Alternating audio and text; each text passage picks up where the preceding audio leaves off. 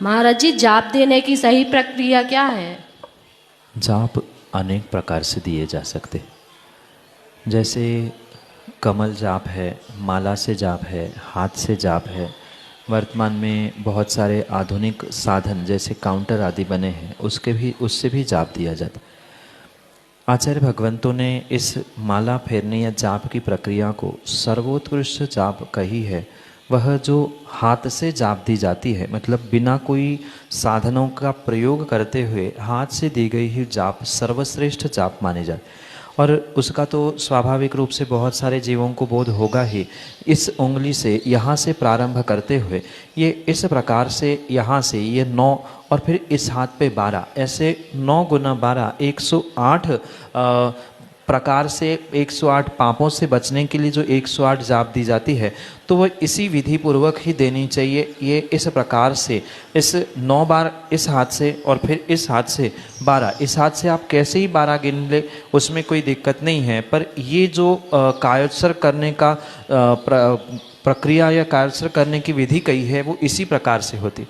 पुनः अगर माला पे हम पहुँचते हैं, मतलब माला से जाप करने की व्यवस्था समझते हैं, तो प्रत्येक उंगली से जाप करने का भिन्न भिन्न अभिप्राय या भिन्न भिन्न फल आचार्य भगवंतों ने कहा है।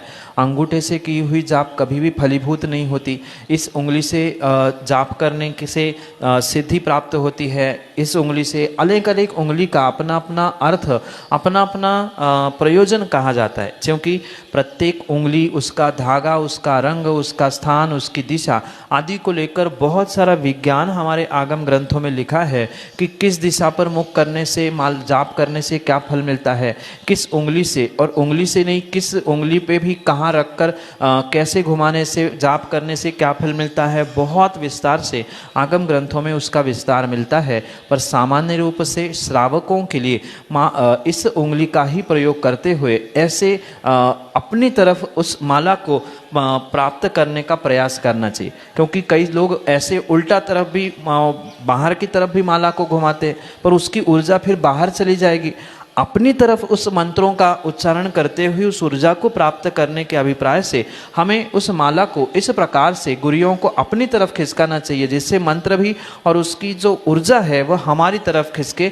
इस दोनों उंगलियों में हमने माला पकड़ ली और फिर इस उंगली से उसको मणियों को अपनी तरफ करने से ही सामान्य रूप से सिद्धि होती है। जिसकी प्राप्ति चाहिए उसके लिए लाल, किसी को पीली, किसी के लिए हरी, नीली, काली आदि अनेक रंगों से माला फेरने का कथन आगम में मिलता है। पर जिनको अपने जीवन में सुख, शांति और समृद्धि चाहिए, उनके लिए सफ़ेद माला ही स्फटिक, चांदी या धागे आदि की ही सर्वश्रेष्ठ मानी जाती है। और सर्वोत्कृष्ट विधि जाप करने की उंगलियों से ही कही है। और उससे भी अधिक उत्कृष्ट विधि जो सूक्ष्म जाप के रूप में स्वीकार की जाती है, वह कमल जाप के रूप में कही है, जो एक ध्यान का प्रकार है। क्योंकि 3-4 प्रकार से जाप की विधि कही है। बैखरी विधि, मतलब जोर जोर से उच्चारण करके कई लोग मंत्र पढ़ते, तो वो सब ऊर्जा बिखर गई है। कुछ मध्यमा नाम की जाप होती है, मुख तो बंद है पर जिह्वा हिल रही है, तो वहाँ भी चंचलता होने से वो बहुत पुण्य नहीं देती। उत्कृष्ट विधि तो मुख बंद करते हुए, उंगली ना चलाए, कुछ ना चलाए, अपने वचन, मन और काय तीनों को स्थिर करते हुए उस जाप का, मतलब 108 बार का हम पुरुषार्थ करें, तो वह सर्वश्रेष्ठ जाप कही जाती है। यही आपके लिए सम्यक समर्थ।